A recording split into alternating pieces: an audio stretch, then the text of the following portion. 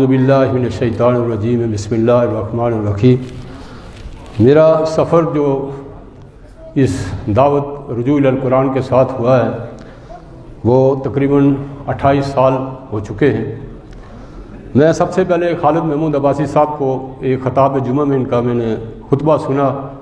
تو میں نے کچھ نئی باتیں میرے سامنے آئی، اگرچہ میں نے کبھی قرآن کا مطالعہ نہیں کیا تھا نہ کبھی پڑھا تھا، تو جوں دن گزرتے گئے ان کے ساتھ میری وہ قربت بڑھتی گئی اور میں نے قرآن مجید پڑھنا شروع کیا۔ تو پھر ڈاکٹر صاحب کی جو ہے 1994 کا جو دورہ ترجمہ قرآن تھا وہ سنا، پھر تنظیم کے ساتھ وابستہ ہوا۔ لیکن میں آپ کو سچی بات بتاؤں کہ میں ابھی بات کر رہا تھا، میرے اپنے گاؤں والے ساتھی بیٹھے ہوئے تھے کہ میں نے کہا کہ خالد عباسی صاحب کا اسٹیمنا میں نے دیکھا ہے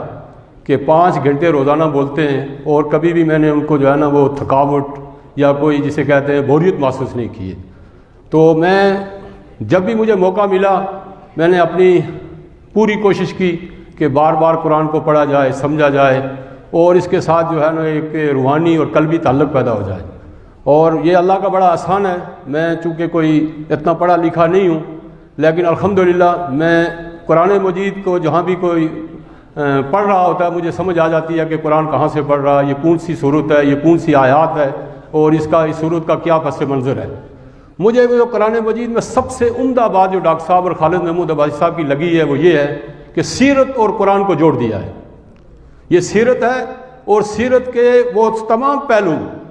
جو نبی اکرم صلی اللہ علیہ وسلم کی زندگی میں آئے ہیں ان کو قرآن کے ساتھ جوڑ کر لوگوں کو بتایا ہے کہ بھائی سیرت کی اصل کتاب جو ہے، مستند کتاب جو ہے وہ قرآن مجید ہے۔ اور واقعہ یہ ہے کہ میں بیری انکلیو میں رہتا ہوں، وہاں بہت پڑھے لکھے لوگ ہیں،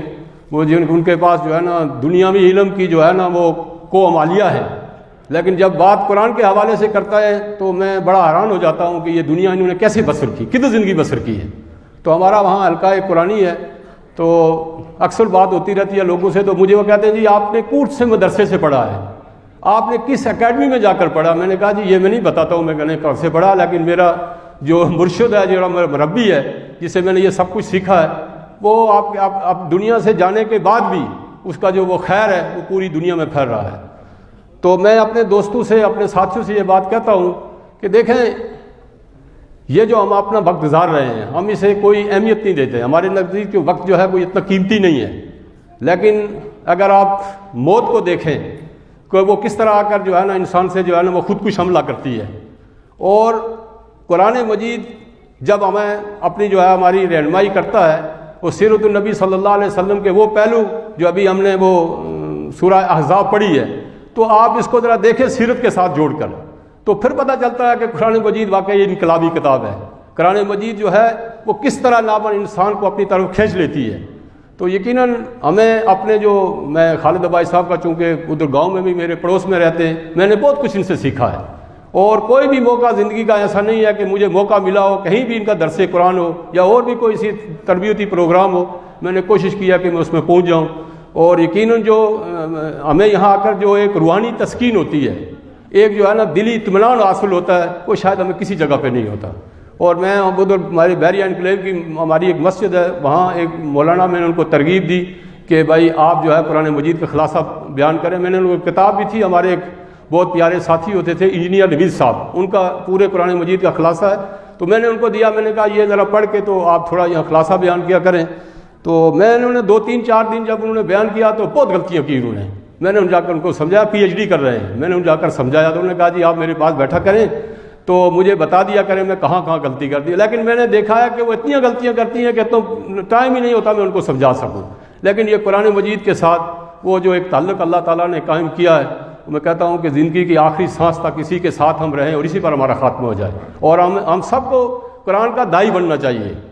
واقعتاً جو ہے نا یہ دل کے اندر یہ تڑپ پیدا ہونی چاہیے کہ آخر یہ اتنی بڑی نعمت ہمارے پاس ہے، یہ لوگوں کے پاس کس طرح پہنچے گی۔ میرے پاس کوئی تقریباً 1200-1300 آدمیوں کا گروپ ہے، میں جس میں یہ جو ہمارا یہ لائیو پروگرام چل رہا تھا میں ان کو بھیجتا ہوں، ان سے پھر عصر کے بعد مغرب تک ان سے ملاقات کرتا ہوں، دن میں بھی ملاقات کرتا ہوں، آپ کو کیسا لگا، کس طرح لگا، تو وہ لوگ مجھے بتاتے ہیں کہ واقعی ہمیں تو اس سے پہلے پتہ ہی نہیں تھا۔ سورہ توبہ میں یہ ہے، سورہ انفال میں یہ ہے کہ وہ جو ہے نا غزوہ بدر پر اللہ کا تبصرہ ہے، سورہ یوسف میں حضرت یوسف علیہ السلام کا قصہ ہم نے پہلی دفعہ سمجھا ہے. تو ہمیں کوشش کرنی چاہیے، سننا سنانا اپنی جگہ ہے، ثواب و برکت اپنی جگہ ہے، لیکن اس کا ہم نے حق ادا نہ کیا تو یہ نہ ہو کہ کل ہم اس کی گرفت میں آ جائیں. اللہ تعالیٰ عمل کی توفیق عطا فرمائے.